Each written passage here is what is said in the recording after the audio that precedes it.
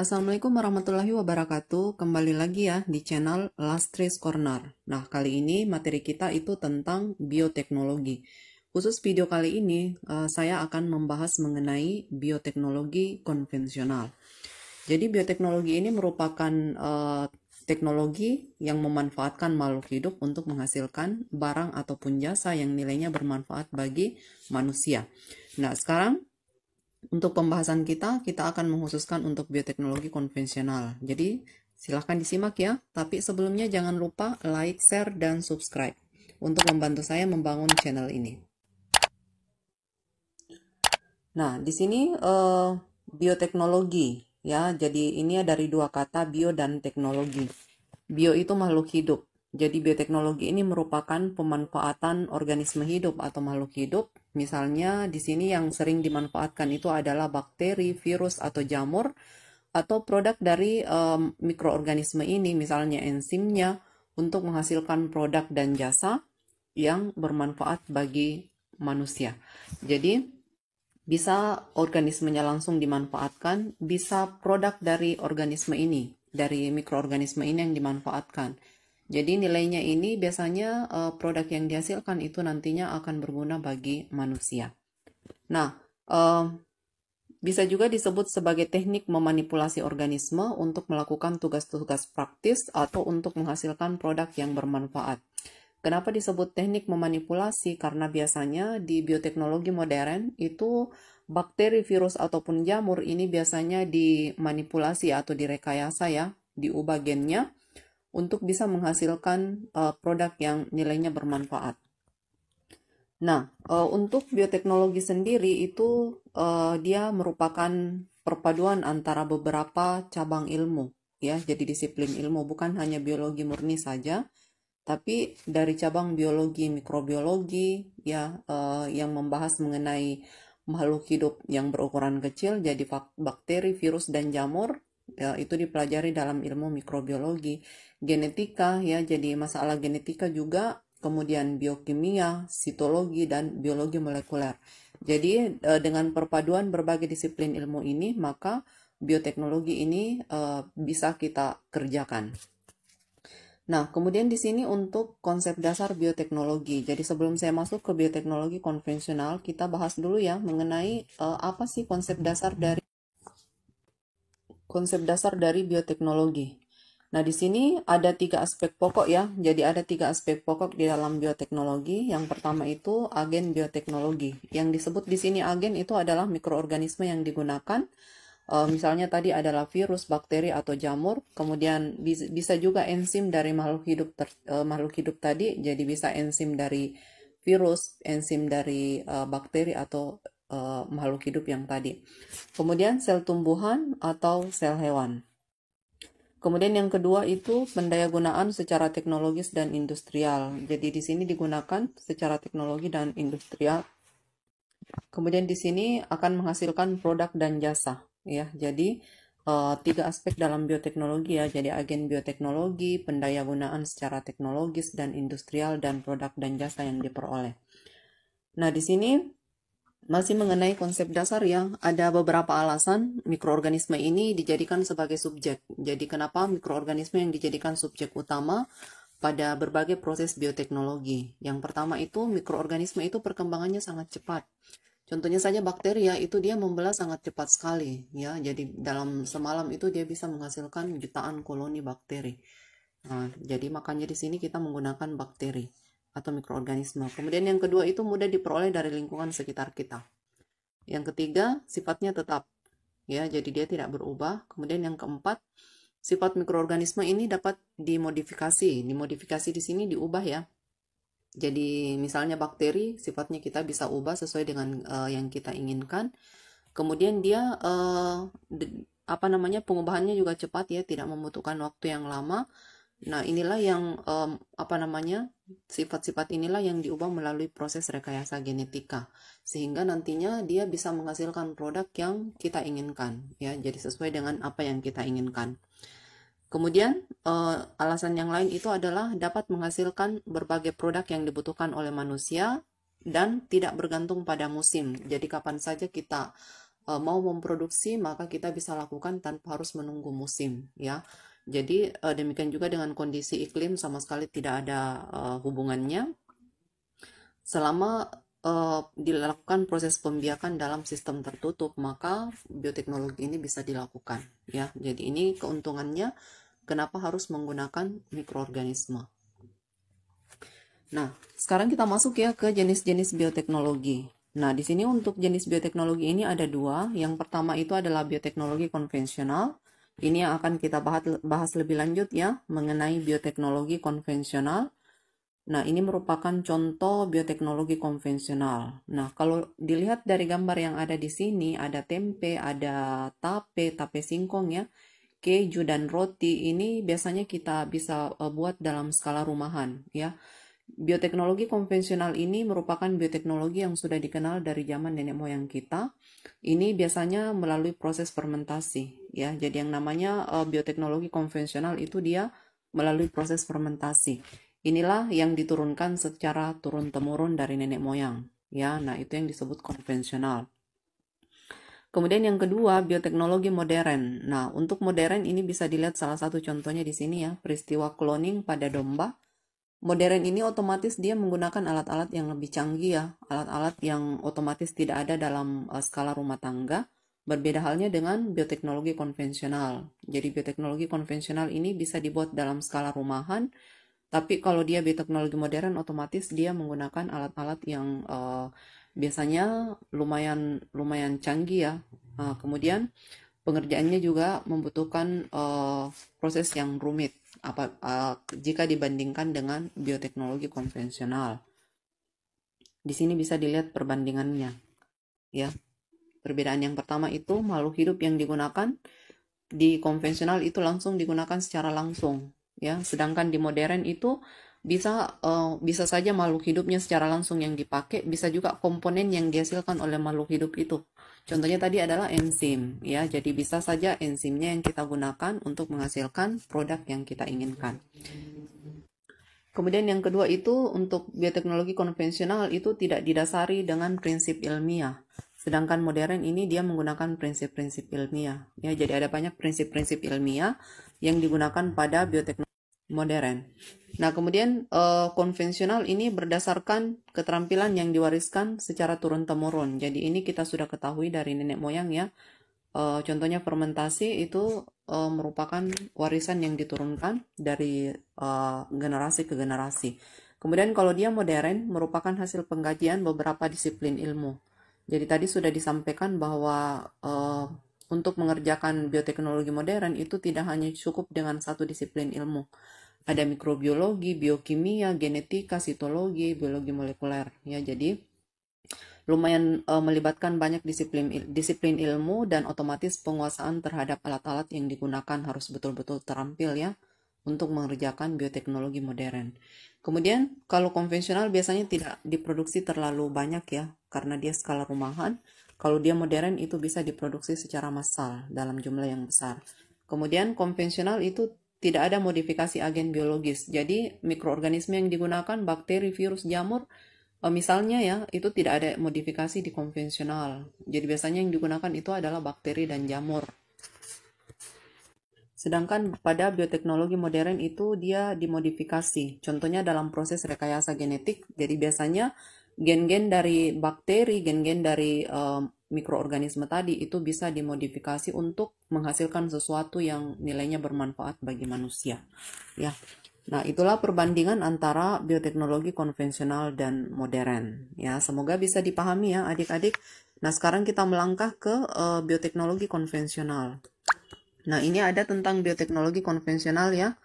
Ini yang pertama, bioteknologi konvensional ini dilakukan dengan cara mengandalkan jasa mikroba secara langsung ya. Jadi kita menggunakan mikrobanya secara langsung untuk menghasilkan produk yang sesuai dengan kebutuhan manusia melalui proses fermentasi. Jadi kalau dia bioteknologi konvensional itu pasti menggunakan proses fermentasi. Kemudian bioteknologi konvensional ini dia biasanya dilakukan secara sederhana, diproduksi tidak dalam jumlah besar. Kemudian contohnya di sini adalah produk-produk yang dihasilkan dari peristiwa fermentasi. Produk yang pertama itu tempe. Tempe ini merupakan bioteknologi konvensional, jadi kandungan proteinnya tinggi. Di sini dia merupakan hasil fermentasi dari kapang Rhizopus oligosporus dengan substrat menggunakan kacang kedelai. Nah, di sini dalam proses pembuatan tempe ini dilakukan 2 kali fermentasi, ya, perendaman dan pemberian kapang. Nah, bisa dilihat di sini prosesnya. Jadi ini ada kacang kedelai, kemudian dibersihkan, kemudian direndam. Jadi ini proses yang pertama ya. Fermentasi yang pertama, kemudian yang kedua, selanjutnya setelah direndam kulitnya dibuang, kemudian dikukus, kemudian didinginkan. Setelah dingin, lalu diberikanlah kapang atau inokulum. Inokulum inilah berisi kapang Rhizopus. Setelah itu dia dibungkus ya, dibungkus biasanya menggunakan plastik atau daun. Kemudian dilakukan fermentasi selama semalam. Ya, jadi disimpan selama semalam ya. Ini di sini dia menggunakan rak. Nah, kemudian besoknya sudah jadilah tempe ya. Jadi di sini prosesnya hanya semalaman. Nah, itu untuk tempe. Kemudian selanjutnya di sini produk bioteknologi yang lain itu adalah oncom. Ini ada gambar latar belakang ini ya. Ini adalah oncom. Bahan bakunya itu merupakan limbah sisa produksi yang masih memiliki kandungan gizi cukup tinggi. Jadi ini merupakan limbah ya. Limbah yang masih berguna, jadi dia diolah lagi menjadi bahan makanan. Berbeda dengan tempe tadi, tempe itu bukan limbah tapi memang kacang kedelai langsung yang digunakan. Nah, di sini oncom merah ini merupakan fermentasi dari jamur Neurospora cytophila.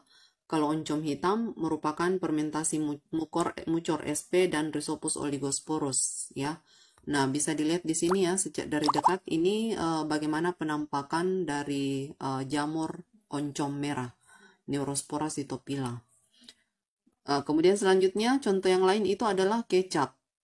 Kecap ini merupakan hasil fermentasi konvensional juga ya, hasil fermentasi dan dia masuk kategori bioteknologi konvensional. Jadi di sini bahan bakunya adalah kedelai lagi ya, kedelai rebus ditambah dengan gula merah. Kemudian selanjutnya di sini mikroorganisme yang berperan itu adalah Aspergillus swentii. Ini bisa dilihat di sini ya, bagaimana proses pembuatan kecap dari kacang kedelai. Nah, kemudian selanjutnya adalah keju. Keju ini merupakan bioteknologi konvensional juga, walaupun sekarang ini sudah diproduksi dalam jumlah yang banyak ya. Bahan bakunya adalah susu sapi ya. Jadi ada susu sapi, di sini mikroorganismenya adalah kelompok bakteri asam laktat yang berfungsi memfermentasi laktosa dalam susu menjadi asam laktat. Nah, di sini bakteri asam laktat itu adalah Lactobacillus bulgaricus, Lactobacillus lactis, dan Streptococcus. Jadi bisa dilihat di sini susu sapi ini dipanaskan atau dipasteurisasi ya. Jadi dipanaskan dengan suhu tinggi. Kemudian dilakukan pengasaman atau fermentasi dengan memberikan salah satu bakteri ini ya, Lactobacillus bulgaricus, atau dengan memberikan bakteri asam laktat. Nah, kemudian di sini setelah difermentasi di sini akan terbentuk dadi. Kemudian dilakukan lagi pengolahan, ditambah garam, kemudian dilakukan lagi pematangan keju, kemudian jadilah keju ya. Jadi ini proses pembuatan keju. Nah, kemudian yang lain di sini contoh lain adalah yogurt ya. Nah, ini merupakan juga hasil bioteknologi konvensional karena dia melalui proses fermentasi. Bahan bakunya juga adalah susu sapi. Di sini bakterinya atau mikroorganisme juga menggunakan bakteri asam laktat. Jadi dia juga merupakan proses pengubahan ya menjadi asam laktat. Jadi Lactobacillus bulgaricus dan Streptococcus camemberti. Diawali dengan pasteurisasi susu. Jadi susu dipanaskan ya, kemudian ditambahkan bakteri dengan jumlah yang sama dan disimpan pada suhu 95 derajat selama 5 jam. Di sini bisa dilihat ya bagaimana proses fermentasi yogurt ya. Jadi di sini ada proses pencampuran, mixing ya, pencampuran bahan baku dengan air, kemudian dilakukanlah proses fermentasi ya. Jadi dilakukan proses fermentasi. Ini di dalamnya ada gambar-gambar seperti ini ya. Ini bakteri asam laktat ya. Jadi dia gambarkan seperti itu. Di sini dia menggunakan Lactobacillus sp. Nah, kemudian nanti di sini akan akan menghasilkan yogurt. Nah, selanjutnya di sini ada roti. Ya, roti saya kira umum ya kita temui ya. sering dibuat juga di rumah. Ini merupakan bahan bakunya adalah biji sereal, kemudian dijadikan tepung terigu. Kalau misalnya di sini kita bikin roti itu biasanya langsung ambil tepung terigu saja ya, karena sudah banyak dijual di pasaran tanpa menggunakan biji sereal. Mikroorganisme yang membantu adalah Saccharomyces cerevisiae. Ini merupakan sejenis hamir. Jadi caranya itu terigu ditambah air. Ini gunanya penambahan air adalah untuk mengaktifkan enzim yang ada di dalam tepung. Misalnya enzim amilase. Enzim amilase ini akan berguna untuk memecah karbohidrat atau amilo menjadi glukosa. Nah, glukosa tadi yang dihasilkan dari proses pemecahan oleh enzim amilase itu akan dimanfaatkan oleh hamir sebagai substrat untuk respirasi. Respirasi itu untuk pernapasan. Jadi, hamir ini akan menggunakannya untuk proses respirasinya.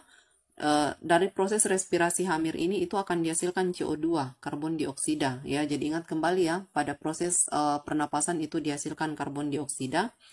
Ini dihasilkan melalui proses respirasi hamir. Kemudian karbon dioksida yang dihasilkan ini akan membentuk gelembung-gelembung yang terperangkap pada adonan roti sehingga menyebabkan adonan roti itu mempunyai struktur ringan dan seperti berlubang-lubang. Itu karena aktivitas dari CO2 yang dihasilkan oleh hamir ya. Jadi kenapa roti strukturnya kayak berlubang-lubang, ringan dan mengembang, itu karena proses respirasi yang dilakukan oleh hamir yang menghasilkan CO2 ya. Oke.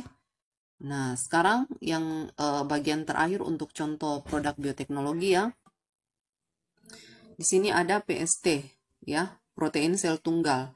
Nah, protein sel tunggal ini adalah maksudnya ya, mikroorganisme yang berperan pada proses fermentasi itu dapat dimanfaatkan biomasanya.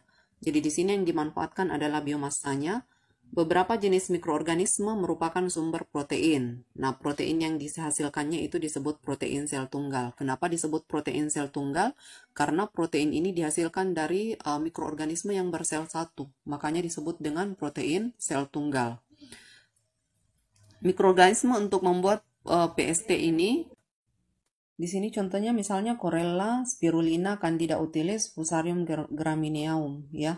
Nah, kemudian PST protein sel tunggal yang biasanya berupa miselium jamur itu kita sebut dengan mikroprotein. Nah, kemudian di sini mekanisme kerja ya untuk produksi PST. Jadi yang pertama itu dilakukan penyediaan substrat. Substrat ini adalah sebagai sumber makanan dari mikroorganisme tadi. Kemudian yang kedua dilakukan sterilisasi ya. Sterilisasi itu agar terbebas dari mikroorganisme yang tidak diinginkan. Kemudian dilakukan pembiakan mikroorganisme penghasil PST atau protein sel tunggal. Setelah itu dilakukan pemanenan dengan cara memisahkan biomasa mikroorganisme dari cairan fermentasi. Kemudian yang terakhir adalah melakukan pemurnian hasil panen. Oke, selanjutnya di sini adalah kelebihan ya. Jadi apa kelebihan PST dibandingkan protein yang lain? Yang pertama itu laju pertumbuhan mikroorganisme sangat cepat ya. Jadi otomatis dia akan menghasilkan lebih banyak. Nah, kemudian yang kedua itu substratnya bisa bermacam-macam. Kemudian produksinya tidak tergantung pada iklim dan musim. Jadi kapan saja itu bisa kita lakukan. Kandungan proteinnya jauh lebih tinggi dibandingkan dengan kandungan protein pada hewan dan tumbuhan. Oke, nah itu ya untuk keuntungan dari PST. Semoga materi ini bisa dipahami ya. Kita akan bertemu kembali pada video berikutnya mengenai bioteknologi modern. Oke, sekian dan terima kasih. Semoga bermanfaat. Sekian, Assalamualaikum warahmatullahi wabarakatuh. Jangan lupa like, share, dan subscribe.